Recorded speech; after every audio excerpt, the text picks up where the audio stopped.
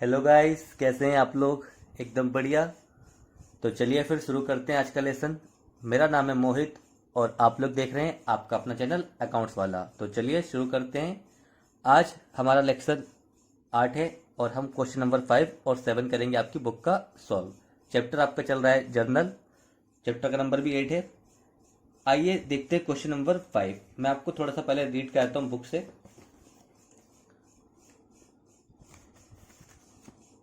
ये देखिए, ये है आपका क्वेश्चन 5। पहली एंट्री है Shyam became insolvent. Shyam insolvent हो गया है। A first and final dividend of 75 paisa in rupee was received from his official receiver.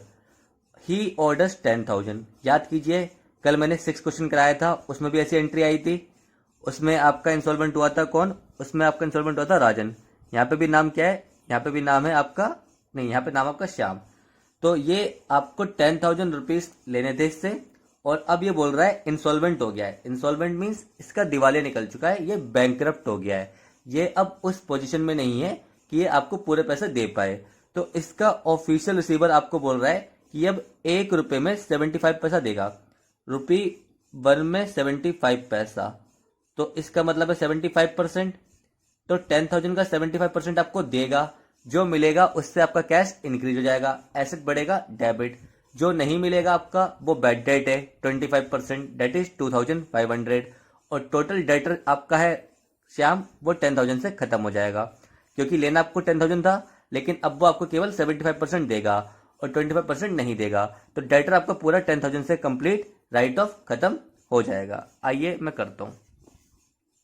आपको प्रॉपर फॉर्मेट बनाना है, मैं डायरेक्ट करूंगा। जर्नल, ये आपका सॉल्यूशन 5 है। पहली एंट्री होगी आपकी कैश या ऑब्लिक में बैंक, अगर कुछ नहीं बताया तो account debit, bad debt account debit to Shyam. आपको जितना मिला वो आपका कैश बढ़ गया, जो नहीं मिला वो आपकी बैड डेट। टोटल आपका डेटर 10,000 से खत्म हो गया। Being cash received and bad debt recorded. आप लोग को बकायदा फॉर्मेट में करना है। Date, particular, LF, debit rupees और क्रेडिट रुपीस। ये आपकी थी फर्स्ट एंट्री। डेट गिवन नहीं है तो सीरियल नंबर डाल दिया मैंने। सेकंड एंट्री, सेकंड एंट्री में आपको बोल रहे हैं received cash for bad debt return of last year. आपका लास्ट ईयर पैसा डूब गया होगा 5,000। अब वो आपको रिसीव हो रहा है, यानी डूबा हुआ पैसा मिल रहा है। डूबा हुआ पैसा जो आपको मिलता है वो आपका फायदा है, वो आपका रेवेन्यू है। रेवेन्यू का नेचर होता है बढ़ेगा तो क्रेडिट, कम होगा तो डेबिट। जो पैसा आपका डूब चुका था अब वो आपको मिल रहा है, तो ये आपका रेवेन्यू है। रेवेन्यू बढ़ता है, फायदा है, फायदा बढ़ेगा, क्रेडिट। तो आप क्या एंट्री करेंगे? आपको पैसा मिलेगा तो कैश या बैंक, कुछ नहीं बताया तो मैंने ऑब्लिक करके दोनों लिख दिए, डेबिट टू बैड डेप्ट रिकवर्ड। ये आपका हो गया 5,000। बैड डेट रिकवर्ड आपका रेवेन्यू है, रेवेन्यू बढ़ेगा क्रेडिट, और कैश में मिलेगा आपको या चेक से मिलेगा तो कैश या बैंक आपका डेबिट। एसेट बढ़ेगा डेबिट, और बैड डेट रिकवर्ड रेवेन्यू है, रेवेन्यू बढ़ेगा क्रेडिट। बैड डेट रिकवर्ड आपका रेवेन्यू है। जो पैसा आपका डूब चुका था आपको वो अचानक से मिल जाए तो आपके लिए फायदे वाली बात है, तो इसका नेचर रेवेन्यू है। बीइंग बैड डेप्ट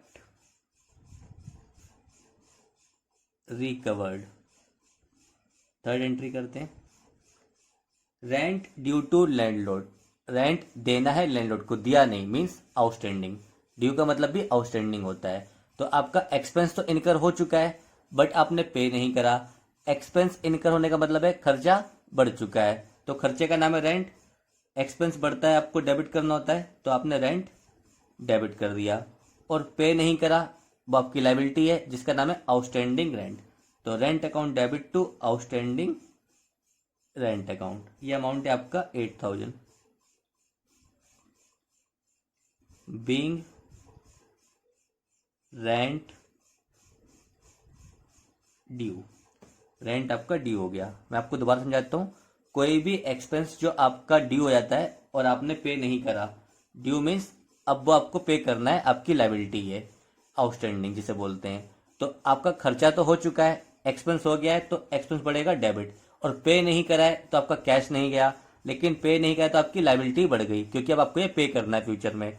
तो आप जब फ्यूचर में पे करोगे तो अभी तो आपकी लाइबिलिटी है, कोई भी कर्जा आपके ऊपर, कोई भी ऑब्लिगेशन, वो आपकी लाइबिलिटी होती है। तो आपको लैंडलॉर्ड को रेंट पे करना है, तो आउटस्टैंडिंग रेंट के नाम से आपकी लाइबिलिटी खड़ी हो गई, आउटस्टैंडिंग रेंट के नाम से आपकी लाइबिलिटी बन गई। आइए नेक्स्ट एंट्री देखते हैं, सैलरी ड्यू टू क्लर्क। अब सैलरी देनी है एम्प्लॉयज को, दी नहीं, तो सैलरी आउटस्टैंडिंग है, तो खर्चा तो हो चुका है, खर्चा तो हो चुका है, आपने सर्विस ले ली है तो एक्सपेंस इनकर हो चुका है, लेकिन पे नहीं करी तो salary debit to salary outstanding account. Salary outstanding, outstanding salary एक ही बात है। ये आपका है 10000। सेम लॉजिक, एक्सपेंस इनकर हो चुका है डेबिट, और पे नहीं करा तो उस एक्सपेंस के नाम से आपकी लाइबिलिटी बढ़ जाएगी, इसका नाम है आउटस्टैंडिंग सैलरी। ऊपर आउटस्टैंडिंग रेंट था, नीचे आउटस्टैंडिंग सैलरी है। कोई भी खर्चा आपने पे नहीं करा है तो वो आपका आउटस्टैंडिंग है, आउटस्टैंडिंग एक्सपेंस आपका लाइबिलिटी होता है, तो लाइबिलिटी बढ़ेगी क्रेडिट। नेक्स्ट एंट्री क्या है इसकी, placed an order with Rakesh Mohan. ये मैं आपको पढ़ा देता हूं। राकेश मोहन को आपने ऑर्डर दिया of goods of the list price 1 lakh. Rakesh Mohan को ऑर्डर दिया है और लिस्ट प्राइस यानी उसकी एमआरपी है 1 लाख रुपए। In this connection Raman paid, Raman कौन है, जिसकी बुक आप बना रहे हो, जिसकी एंट्री कर रहे हो, 10% off the list price as advance by cheque. आपने 1 लाख रुपए का ऑर्डर दिया है और उसके बदले आपने 10% पेमेंट कर दी है चेक से। तो अगर हम ऑर्डर देते हैं, अगर हम ऑर्डर देते हैं और कोई एडवांस नहीं दे तो उसकी एंट्री नहीं होगी। क्यों नहीं होगी, क्योंकि अगर बिजनेस में आपने केवल ऑर्डर दिया है, ना पैसा आया ना पैसा गया, तो जब तक ट्रांजैक्शन में मनी इन्वॉल्व नहीं होगी तब तक उसकी रिकॉर्डिंग नहीं होगी। तो इसमें अगर केवल ऑर्डर होता तो इसकी कोई एंट्री नहीं होती, लेकिन उसने एडवांस दिया है तो एडवांस में तो मनी इन्वॉल्व हुई, तो जितना एडवांस दिया हमने उसकी एंट्री हम करेंगे। हमने एडवांस दिया है किसको, राकेश मोहन को, हमने एडवांस दिया है राकेश मोहन को, तो राकेश मोहन हमारा एडवांस के नाम से डेबिट हो जाएगा। जिसको हम एडवांस देते हैं वो हमारा एसेट होता है, क्योंकि अभी हमें उससे सर्विस लेनी है। तो कोई भी चीज हमें फ्यूचर में बेनिफिट दे या कैश दे वो एसेट होता है, तो इस समय फ्यूचर में बेनिफिट मिलेगा क्योंकि हमने इसे एडवांस दिया है किसी चीज के बदले। फ्यूचर में बेनिफिट क्या होगा, गुड्स होंगे जो हमें गुड्स मिलेंगे। और कैश हमारा चला गया है, सॉरी चेक किया है, तो बैंक हमारा कम हो जाएगा, क्योंकि हमने चेक से पेमेंट करी है तो बैंक हमारा कम हो जाएगा।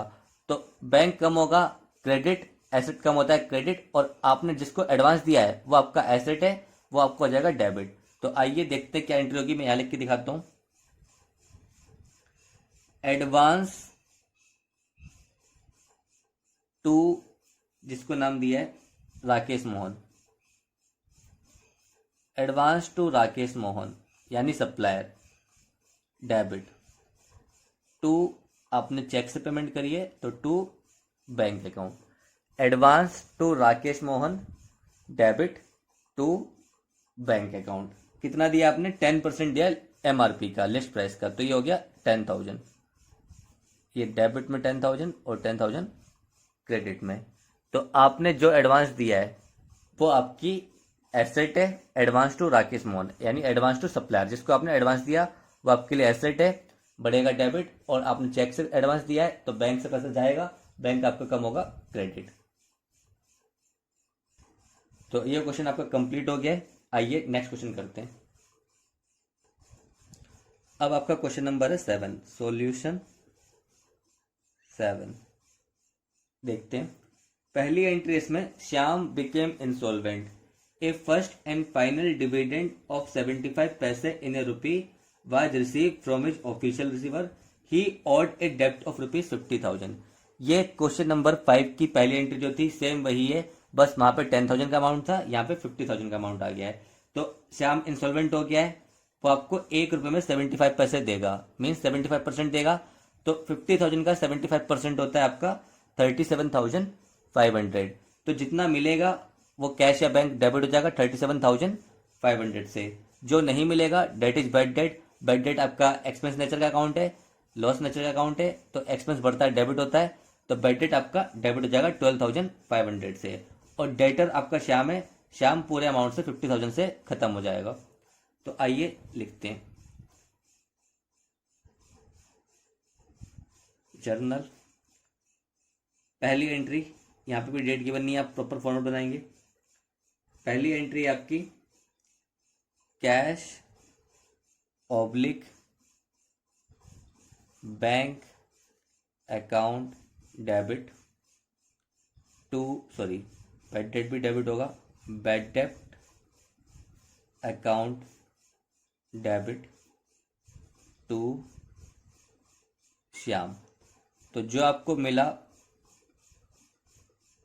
और जो आपको नहीं मिला और टोटल जो आपको लेना था, एसेट यानी डेटर आपका कम होगा पूरे 50,000 से, कैश बढ़ेगा जितना मिला और जितना नहीं मिला उतना आपका loss bad debt. Bad date का नेचर एक्सपेंस है, एक्सपेंस बढ़ेगा debit. Being cash received and bad debt recorded, आप लिख सकते हैं आगे, नहीं तो इतना भी ठीक है। नेक्स्ट एंट्री क्या है? नेक्स्ट एंट्री फिर से सेम है, received cash for a bad debt return of last year. आपको डूबा हुआ पैसा मिल रहा है, तो पिछले क्वेश्चन में भी सेम एंट्री थी, कैश या बैंक अकाउंट डेबिट, क्योंकि आपको कुछ बताया नहीं तो मैंने ऑब्लिक करके बैंक भी लिख दिया, to bad debt recovered. Cash bank में कितना आएगा आपके 25,000, 25,000। Being bad debt recorded, being bad debt recovered. Third entry, third entry rent due to landlord. ये एंट्री भी सेम वैसी ही है जैसे हमने अभी पढ़ी थी। तो रेंट देना है, दिया नहीं, तो एक्सपेंस इनकर हो गया आपका, तो रेंट अकाउंट डेबिट। पे नहीं करा तो रेंट आउटस्टैंडिंग अकाउंट के नाम से आपकी लायबिलिटी बढ़ जाएगी। ये आपका आ गया 40,000, 40,000 being rent due. Next entry देखते हैं, डेप्रिसिएशन ऑन फर्नीचर। फर्नीचर पे आपको डेप्रिसिएशन लगाना है, तो फर्नीचर की वैल्यू कम हो जाएगी, फर्नीचर एसेट है, कम होगा क्रेडिट। डेप्रिसिएशन आपका एक्सपेंस है, एक्सपेंस आपका बढ़ेगा डेबिट। तो एंट्री होगी आपकी depreciation account debit to furniture account. Amount आपको गिवन है 5,000 रुपीज़, तो ये आपने लिख दिया 5,000 और ये भी आपका हो गया 5,000। Being depreciation charge, being depreciation charge. Next entry आपकी salary due to staff. Salary देनी है, दी नहीं, यानी सैलरी आउटस्टैंडिंग है, पिछले क्वेश्चन में भी पड़ी एंट्री। तो ये आपकी एंट्री होगी सैलरी, सैलरी आपका एक्सपेंस है, इंक्रीज हो गया डेबिट, और आपने पे नहीं करा तो सैलरी आउटस्टैंडिंग के नाम से आपकी लायबिलिटी बढ़ गई क्रेडिट। 50,000, 50,000। नेक्स्ट एंट्री आपकी, इसकी नजर लिखता हूं, being salary due, being salary due. Next entry आपकी paid income tax. Income tax pay करा है हमने। इनकम टैक्स मालिक का पर्सनल एक्सपेंस होता है, तो पर्सनल एक्सपेंस के लिए हम वर्ड यूज करते हैं ड्राइंग। तो ड्राइंग बढ़ेगी, ड्राइंग का नेचर है कैपिटल, कैपिटल कम होती है डेबिट, ड्राइंग का नेचर है कैपिटल, मालिक का पर्सनल एक्सपेंस के लिए अकाउंट आता है ड्राइंग, और ड्राइंग का नेचर है कैपिटल। तो ड्राइंग से कैपिटल कम होगी तो डेबिट, और आपका कैश या बैंक चला जाएगा, तो कैश या बैंक आपका हो गया क्रेडिट। अमाउंट है आपका 1,50,000, 1,50,000, 1,50,000। Being income tax paid, being income tax paid. अब इस क्वेश्चन की भी लास्ट एंट्री है, आइए देखते हैं। Received commission 25,000, half of which is in advance. आपको 25,000 का कमीशन मिल रहा है, आपको 25,000 का कमीशन मिल रहा है। इसमें से आधा यानी 1/2 12,500 ये एडवांस है। तो इसमें आपकी दो एंट्रियां बनेंगी। पहले तो आपको कमीशन मिल रहा है, तो पहले तो आप रिकॉर्ड करोगे कमीशन मिलने की एंट्री। कैश या बैंक आपका डेबिट हो जाएगा, एसेट बढ़ेगा। To commission received, to commission received कितना 25,000 डेबिट, 25,000 क्रेडिट। आपका कमीशन रिसीव्ड रेवेन्यू है, रेवेन्यू आपकी इनकम। कमीशन रिसीव्ड आपका रेवेन्यू है, रेवेन्यू आपकी इनकम का पार्ट होता है, तो रेवेन्यू बढ़ेगा आपका क्रेडिट, और कैश में मिलेगा एसेट बढ़ेगा डेबिट। तो being commission received, being commission received.